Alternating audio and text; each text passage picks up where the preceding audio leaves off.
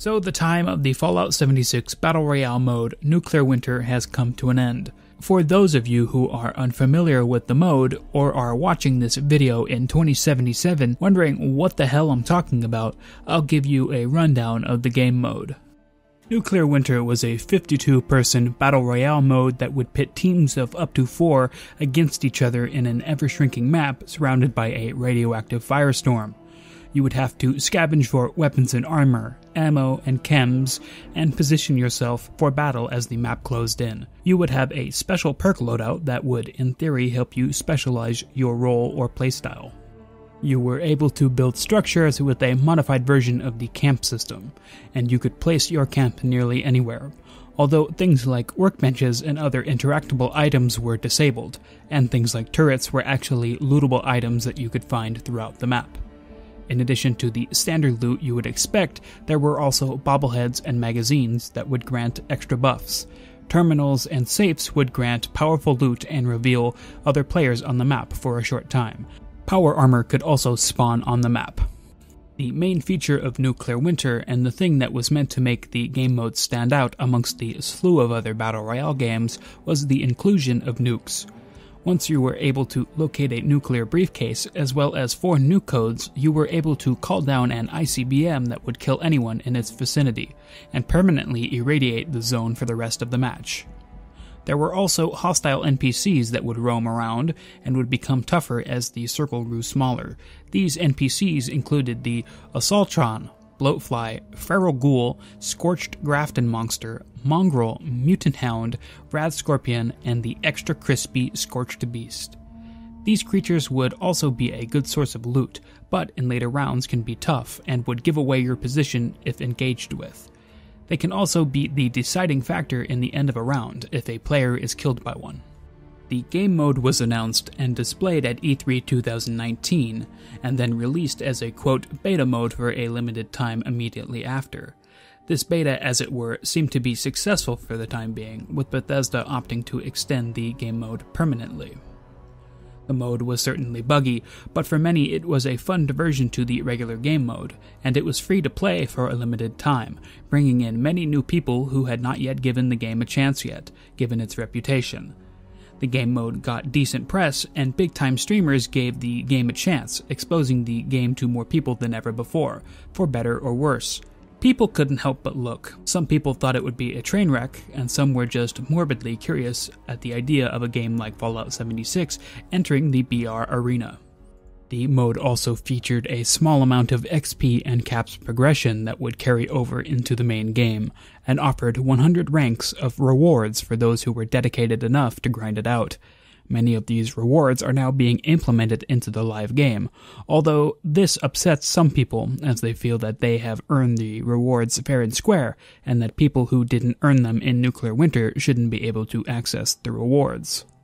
Although the game mode was fun for a time for many players, it was also plagued with cheaters on the PC version, with hackers flying around sending damage to everyone. Reporting and recording them seemed to do little, as prominent hackers would always seem to return, only leaving when they grew bored. Cheating is a common problem on PC games, but Nuclear Winter was almost exceptional in how poorly secured it was. Cheating would become less frequent after the free week ended, but would remain a problem up until the mode was eventually shut down. Players who had SSDs could literally load into the match much faster than everyone else, leaving everyone behind several seconds and disadvantaged. Why on earth Bethesda didn't wait until every single player was loaded into the match to start, we will never know. There were also numerous other bugs that plagued the mode, and affected balance. Like for instance, for a long time there was a magazine that when picked up would multiply your jump height to an outrageous degree, as well as several other bugs and glitches that could give an unfair advantage. The game mode used a perk system that utilized your character's special stat from the base game as a basis for what perks you could equip. One of note was Frog Legs, basically the marsupial mutation rolled into a perk. Players complained that it was overpowered, and a few months after release it was nerfed to use AP and reduce jump height with subsequent use. Weapon balance was also an issue, with weapons like the Tesla rifle being very strong, and the Gauss shotgun being overpowered. Coupled with Bethesda's infrequent and even non-existent efforts to try and balance combat, it created a situation where the quality of the game decreased with time, rather than improved. The mode eventually decreased in popularity more, and player count decreased, to the point where it was often difficult to get a match, with long waits in queue and even times not getting enough players to even start the round. Although the mode would retain a small but dedicated player base, most people eventually only played the mode to complete the daily season score challenge, something that players then complained about. Most people at that time didn't even want to interact with the game mode at all. Nuclear Winter's influence didn't just stop at the game mode, it affected adventure mode as well. Both the third-party hack on PC as well as erroneous drop tables for certain NPCs led to a situation where the special Nuclear Winter versions of certain weapons could be acquired. These weapons had special mods on them that gave them much higher stats, such as range and damage, leading some of them to become very effective weapons that were highly sought after. However, with the update removing the game mode, these mods will be made inert, so it will blunt some, but not all of the hacked weapons that are currently still in use to this day. Players who have used the mode will be familiar with the two maps that we were given. The mode launched with a map centering around the forest region, while a map in the Morgantown area was later added, but there were also paper maps that were found in the files that implied that 2 more locations were being developed as part of the game mode, or potentially as part of other related prototypes, such as Team Deathmatch or Capture the Flag. One of these maps is a full-sized map of the Harper's Ferry region, as well as part of the Mire. This would have been a map that favored bush Wookiees, or players that camped in bushes rather than aggressively seek combat out. As the map has dense foliage and overall has a dark and murky aesthetic, there would have been great tension in those swamps to be sure. A very interesting place to stage a battle royale. The other paper map is a smaller map of the area around Charleston, including the airport, the city, the capital, as well as the power plant. Perhaps this was to be a lower player count mode or a different game mode entirely, as there is some evidence for other things such as Team Deathmatch in the files. Obviously, between Bethesda's lack of updates and players' declining interest, the mode was slated to be disabled on September 8th, 2021, no doubt to free up more server bandwidth for the incoming Fallout Custom Worlds update that's taking its place the same day. There have been petitions to have the mode saved and countless and pointless posts on Reddit trying to do the same, but in the end, it's clear that Nuclear Winter's time has passed. People aren't interested, and the experiment didn't pan out in the long run. It was fun for its time, but now that's done, and it's time to move on. It's strange that this mode was ever even made in the first place, and its failure is not exactly a surprise. Fallout had always been a single-player RPG, and even the game that's multiplayer still retains the core tactile feel and gameplay loops. The idea that Fallout players wanted a battle royale is foolish in my opinion, and shows perhaps a willingness to experiment but overall a lack of direction and coherent plan for the future of the game. If a BR can get off the ground, Todd only knows what else can. On the other side, perhaps Bethesda did the impossible. They made a fun and unlikely mode that people enjoyed while they could against all odds. If nothing else, Nuclear Winter showed us that we can't really ever predict what Bethesda will do next. If you enjoyed this video, please consider giving it a like and subscribing for more.